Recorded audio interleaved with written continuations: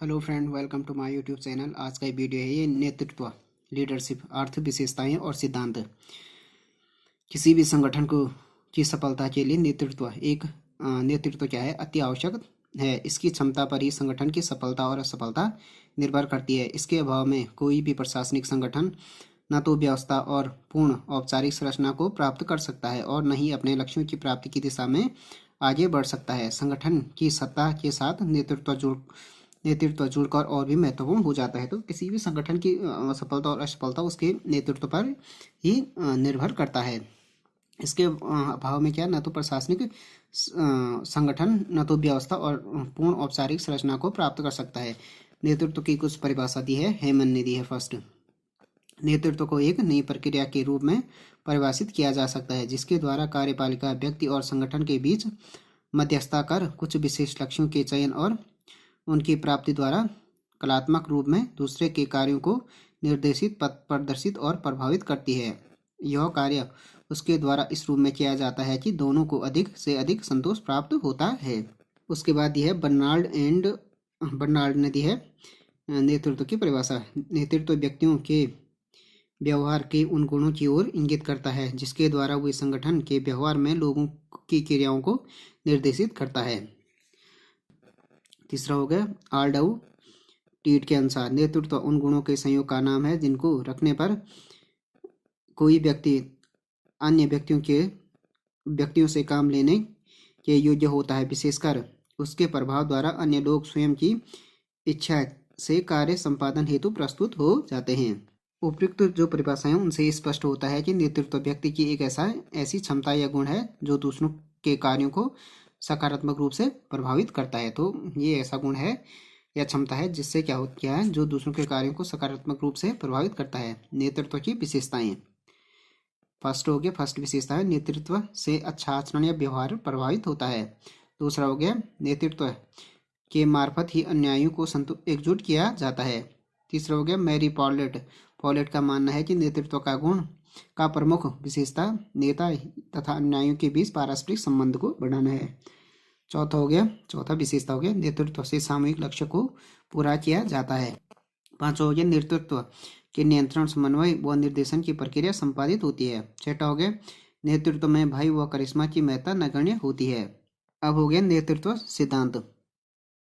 नेतृत्व के सिद्धांत। लोक प्रशासन के प्रारंभिक विचारकों का यह मानना था कि नेतृत्व लोगों को इस प्रकार प्रभावित करता है कि क्षमता एवं योग्यता इस प्रकार प्रभावित करने की क्षमता एवं योग्यता है। नेतृत्व लोगों को इस प्रकार प्रभावित एवं क्षमता करने की योग्यता है कि वे स्वयं लक्ष्य के प्रति प्रेरित हो सके।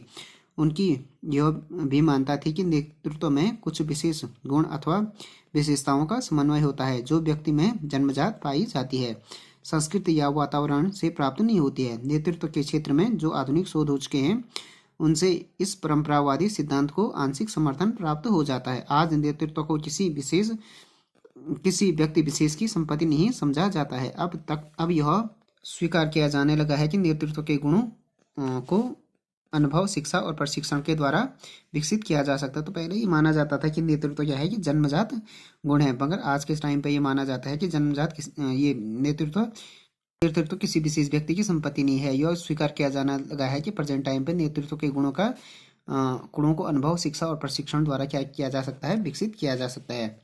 नेतृत्व के संबंध में मुख्यतः तीन दृष्टिकोण मान्य व प्रचलित है। नेतृत्व के संबंध में क्या तीन दृष्टिकोण प्रचलित हैं। लक्षणवादी विचारधारा, द ट्रेट थ्योरी। दूसरी हो गया स्थितिवादी विचारधारा, द सिचुएशनल थ्योरी। थर्ड हो गया अनुयायी विचारधारा, द फॉलोवर थ्योरी। फर्स्ट है लक्षणवादी विचारधारा, द ट्रेट थ्योरी। नेतृत्व का यह एक परंपरागत उपागम है। यह उपागम महान व्यक्ति की विचारधारा है। कहने का तात्पर्य यह है कि नेता जन्मजात होते हैं। इस दक्षिणवादी विचारधारा के अनुसार उनको बनाया नहीं जाता है।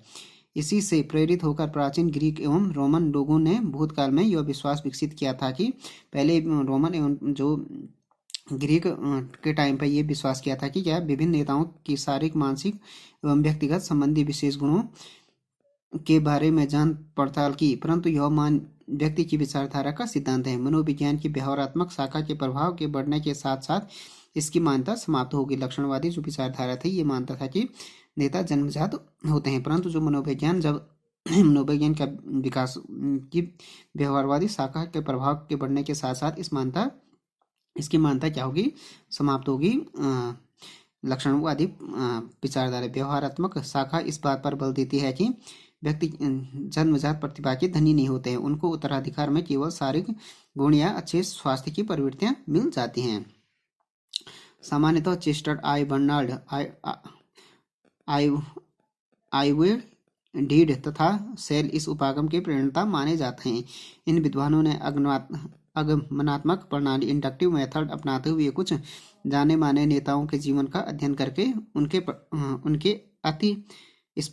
अति स्पष्ट गुणों का पता लगाए। फिर एक व्यक्ति में उनके गुणों का होना उसकी नेतृत्व क्षमता का मानदंड माना।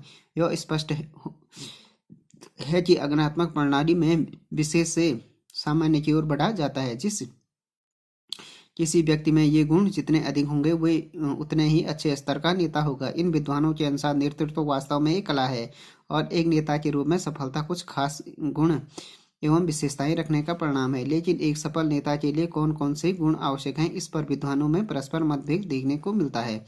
चेस्टर आई बर्नार्ड ने एक सफल नेता में निम्नलिखित गुण पाए हैं। तो प्रत्येक नेता ने डिफरेंट गुण, डिफरेंट विशेषताएं मिलती हैं उनके जो विद्वानों में, जो नेताओं के गुण में या नेतृत्व के गुण में सभी विद्वानों में मतभेद है। उन्होंने डिफरेंट गुण बताए हैं। फर्स्ट हो गया चेस्टर आई बर्नार्ड ने एक सफल नेता में निम्नलिखित गुण बताए हैं। जीवन शक्ति एवं धैर्य, विजुअलिटी एवं एंड्योरेंस। दूसरा हो गया निर्णय लेने की क्षमता, डिसाइसिवनेस। तीसरा हो गया समझने की क्षमता, परसुएसिवनेस। चौथा हो गया उत्तरदायित्व, रिस्पॉन्सिबिलिटी। पांचवा हो गया बौद्धिक क्षमता, इंटेलेक्चुअल कैपेसिटी। आइवर डीड एक सफल नेता होने के लिए निम्नलिखित 10 गुण बतलाए हैं। तो ये पहला हो गया, पहले 5 गुण बताए हैं चेस्टर आई बर्नार्ड ने। आइवर आल्डाउ डीड ने 10 गुण बताए हैं जो निम्नलिखित हैं। फर्स्ट हो गया एक सफल नेता के लिए शारीरिक एवं मानसिक ऊर्जा। दूसरा हो गया उद्देश्य एवं लक्ष्य भावना। तीसरा हो गया उत्साह। चौथा हो गया मैत्री भाव व प्रेम। पांचवा हो गया चारित्रिक दृढ़ता। छठवां हो गया तकनीकी कुशलता। सातवां हो गया निर्णय क्षमता। आठवां हो गया कुशाग्र बुद्धि। नौवां हो गया शिक्षण चातुर्य। 10वां हो गया दृढ़ विश्वास। सेल का कहना है कि नेता सिर्फ वही हो सकता है जिसके पास निम्नलिखित गुण है। सेल ने ये चीजें बताई हैं। 3 मनुष्य में रुचि एवं प्रेम। दूसरा हो गया शक्तिशाली व्यक्ति तथा विज्ञान के प्रति झुकाव। इसके अलावा George R Terry, Appleby, Henri Fayol आदि विद्वानों ने प्रभावी नेतृत्व के लिए आवश्यक गुणों की सूची का वर्णन किया है। इन विद्वानों का विचार है कि नेतृत्व के लिए आवश्यक गुण अपने पूर्वजों से हस्तांतरित होते हैं, न कि प्राप्त किया जा सकता है। तो इन्होंने कहा कि जो नेतृत्व के आवश्यक गुण हैं वो पूर्वजों से हस्तांतरित होते हैं, न कि प्राप्त किया जा सकता है। प्रशिक्षण या अनुभव के द्वारा भी सीखा जा सकता है। यह बात तो सर्वविदित है कि नेता सिर्फ जन्मजात ही नहीं होते वरन बनाए जाते हैं। फिर यह उपागम 1940 तक प्रबंधकों और अन्य विशेषज्ञों द्वारा स्वीकार किया जाता रहा है। इस जो ये लक्षणवादी उपागम है इसकी कुछ आलोचनाएं। फर्स्ट हो गया सामान्य नेतृत्व की विवेचना में नेता के व्यक्तिगत गुणों का अध्ययन विशेष उपयोगी सिद्ध नहीं हुआ है। सभी नेता सभी गुणों एवं चातुर्य के धनी नहीं होते हैं। लक्षणवादी विचारधारा द ट्रेड थ्योरी की नेतृत्व के गुणों की कोई पूर्ण सूची प्रदान नहीं करता है। इस सिद्धांत में अलग अलग विद्वानों द्वारा अलग अलग गुणों की चर्चा की जाती है और न ही उनके आधार पर वैज्ञानिक मान्यता प्रदान की जाती है। इसका प्रमुख कारण यह है कि अलग अलग विद्वानों ने भिन्न भिन्न नेताओं को आधार मानकर उनके गुणों का अपनी बुद्धि ने मनमाना विश्लेषण किया है। इन्होंने अपनी बुद्धि से मनमाना विश्लेषण किया है। ई जैनिंग का कहना है कि 50 वर्षों का अध्ययन भी एक ऐसा सर्वमान्य सूची का निर्माण करने में असफल रहा है जो लीडर्स एंड नॉन लीडर्स में अंतर स्पष्ट करने के लिए आधार के रूप में प्रयोग में लाई जा सके। यदि हम इस बात को मान भी लें कि नेतृत्व की सफलता के लिए कुछ व्यक्तिगत गुण अनिवार्य हैं, तो नेतृत्व का यह उपागम स्पष्ट नहीं करता है कि नेतृत्व में सफलता के लिए एक नेता में ये गुण कितनी मात्रा में उपलब्ध होने चाहिए। संक्षेप में लक्षणवादी विचारधारा की आलोचना निम्नलिखित बिंदुओं पर विभिन्न विद्वानों द्वारा की गई है जो इस प्रकार है। इस लक्षणवादी दृष्टिकोण के या विचारधारा के फर्स्ट ये हो गया, नेतृत्व के सामान्य व सर्वमान्य लक्षणों को बताना संभव नहीं है। विभिन्न विद्वानों ने विभिन्न प्रकार के नेतृत्व के लिए आवश्यक गुणों की सूची प्रदान की है जो अलग अलग है। दूसरा हो गया, ये उपागम यह बताने में सक्षम नहीं है कि किसी व्यक्ति में कौन सा गुण किस मात्रा में होगा तो अच्छा नेता बने होगा। तीसरा हो गया, यह केवल व्यक्ति के गुणों पर ध्यान केंद्रित करता है, परिस्थिति पर कोई ध्यान नहीं देता है, ये वाला उपागम। लक्षणवादी विचारधारा इस प्रकार की एक ही प्रकार के गुण वाले व्यक्ति किसी विशेष परिस्थिति में सफल होता है, दूसरी परिस्थिति में असफल होता है। चौथा हो गया, यह उपागम यह मानता है कि नेता जन्म लेते हैं, बनाए नहीं जाते, जो कि सर्वथा गलत है। छठा हो गया, प्रबंध के उच्च स्तरों से लेकर न्यूनतम स्तर तक नेता के गुणों में भिन्नता होना आवश्यक है। स्थितिवादी विचारधारा द सिचुएशनल थ्योरी लक्षणवादी विचारधारा इस बात पर जोर देती है कि एक नेता में वो कौन कौन से गुण होने चाहिए, लेकिन यह पूर्ण रूप में नहीं कहा जा सकता है कि किसी व्यक्ति में ये सारे गुण होंगे, वह नेता ही होगा। लक्षणवादी विचारधारा की इसी तरह की कुछ कमजोरियों ने विद्वानों को इस क्षेत्र में और अधिक अनुसंधान के लिए प्रेरित किया। अंततः यह पाया गया कि सिर्फ लक्षण मूलक गुण ही नहीं बल्कि विशेष परिस्थितियां यहाँ भी किसी नेता के प्रभावी और प्रभावी होने के लिए निर्धारण तत्व है। तो सिचुएशनल थ्योरी में ये बात आती है कि किसी नेता को जो लक्षणवादी विचारधारा था तो वो ये मानता था कि जन्मजात गुण होते हैं, जबकि इसमें ये माना किसी नेता में जन्मजात गुणों के कारण वो नेता होता है, नेतृत्व होता है उसमें। तो इसमें ये माना गया है स्थितिवादी विचारधारा में, सिचुएशनल थ्योरी में, कि किसी विशेष परिस्थिति भी किसी नेता के प्रभावी और अप्रभावी होने के लिए निर्धारित तत्व होते हैं। स्थितिवादी उपागम के विकास का श्रेय R.M. स्टोगोडिल तथा उसके सहयोगियों को जाता है। यह उपागम एक आधुनिक एवं अधिक मान्यता प्राप्त उपागम है। इसकी मान्यता है कि नेतृत्व सदैव विशिष्ट होता है तथा किसी परिस्थिति विशेष का परिणाम होता है। R.M.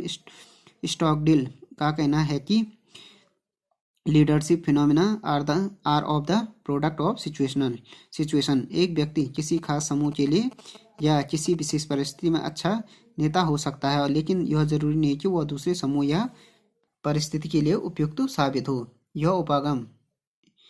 इस उपागम का यह विशेष गुण है कि यह सिर्फ नेता के व्यक्तिगत व्यक्तित्व पर जोर नहीं देता, बल्कि personality of the organization as a whole को ध्यान में रखता है। इसका दूसरा गुण यह है कि यह पुरानी उक्ति leader are born not made को नहीं मानता है। इस उपागम के अनुसार नेता कार्यपालिका प्रशिक्षण और विकास कार्यक्रम द्वारा बनाए भी जा सकते हैं। इस प्रकार हम कह सकते हैं कि प्रभावी नेतृत्व वही व्यक्ति प्रदान कर सकता है जो परिस्थिति की वास्तविकताओं को प्रभावी तरीके से उपयोगी करने में सफल हो सकता है। तो ये मानता है कि ये इस बात पर जोर नहीं देता है कि leaders are born not made. तो इनका ये मानना है कि लीडर्स को प्रशिक्षण एवं विकास कार्यक्रम द्वारा भी बनाए जा सकते हैं। जो नेतृत्व का गुण विकास किया जा सकता है विकास एवं प्रशिक्षण के द्वारा। इस उपागम की कुछ आलोचना है। फर्स्ट हो गया, यह उपागम स्थितिवादी सिद्धांत पर जरूरत से ज़्यादा बल देता है, जबकि लक्षणवादी सिद्धांत पर जो ये उपागम है ये क्या कहता है कि स्थितिवादी सिद्धांत पर जरूरत से ज़्यादा बल देता, जबकि लक्षणवादी सिद्धांत पर कम। इतिहास इस बात का गवाह है कि कई बार लक्षण के कारण कोई नेता परिस्थिति के अनुकूल बनाकर प्रभावी नेतृत्व करता है। यह उपागम इस बात की व्याख्या करने में समर्थ है कि किसी परिस्थिति में किस प्रकार के नेतृत्व की शैली अपनाई जाए कि सफलता मिल जाए। तीसरा हो गया, अनुयायी विचारधारा। नेतृत्व के इस उपागम के प्रवर्तक H.F. सन्सफोल्ड हैं। उन्होंने लक्षणवादी उपागम तथा स्थितिवादी उपागम के दोषों को दूर करने के लिए इस उपागम का विकास किया है। यह उपागम इस मान्यता पर आधारित है कि किसी भी व्यक्ति का नेतृत्व इसके अनुयायियों की स्वीकृति पर निर्भर करता है। फॉलोवर, जो ये अनुयायी विचारधारा फॉलोवर थ्योरी अनुयायियों की स्वीकृति पर निर्भर करता है, क्योंकि हम जानते हैं कि नेता के लिए कुछ न कुछ अनुयायियों का होना आवश्यक है। बिना अनुयायियों का नेता का अस्तित्व नहीं है। बिना नेता के नेतृत्व नहीं है। नहीं स्पष्ट है कि नेता अपना कार्य अनुयायी की सहायता से करते हैं अथवा अनुयायी जब तक किसी नेता व्यक्ति को नेता स्वीकार न कर ले तब तक नेतृत्व असंभव है। अनुयायियों की भी अपनी विशेष आवश्यकताएं होती हैं, उनके अपने लक्ष्य होते हैं। जो व्यक्ति उन्हें उनके व्यक्तिगत लक्ष्यों की प्राप्ति में सहयोग देता है उसे ही वे नेतृत्व स्वीकार करते हैं। तो ये फॉलोवर थ्योरी में फॉलोवर पर ही, अनुयायी पर ही निर्भर करता है नेता या नेतृत्व कि कोई व्यक्ति नेता बनेगा या नहीं बनेगा। आलोचना हो गया इस थ्योरी की। फर्स्ट हो गया, ये विचारधारा नेतृत्व की योग्यता पक्ष को क्या करता है, नजरअंदाज करता है। नेता के पास वैसे गुण होते हैं जिनके कारण वह समूह का नेतृत्व करने में सक्षम है। तो ये फर्स्ट हो गया कि नेतृत्व के पक्ष योग्यता पक्ष को ये क्या करता है, अवॉइड करता है, नजरअंदाज करता है। अनुयायियों की आवश्यकताओं को पूरा करने में नेता किस सीमा तक समर्थ है यह केवल उसके व्यक्तिगत गुणों पर निर्भर नहीं करता है, बल्कि नेतृत्व की उन परिस्थितियों पर भी निर्भर करता है जिसके अंतर्गत उसे कार्य करना पड़ता है। तो फ्रेंड्स, ये वीडियो हो गया नेतृत्व, अर्थ, विशेषताएं और सिद्धांत के बारे में हो गया video. Thanks for watching this video. If you like this video please subscribe my channel and like, share and comment on this video.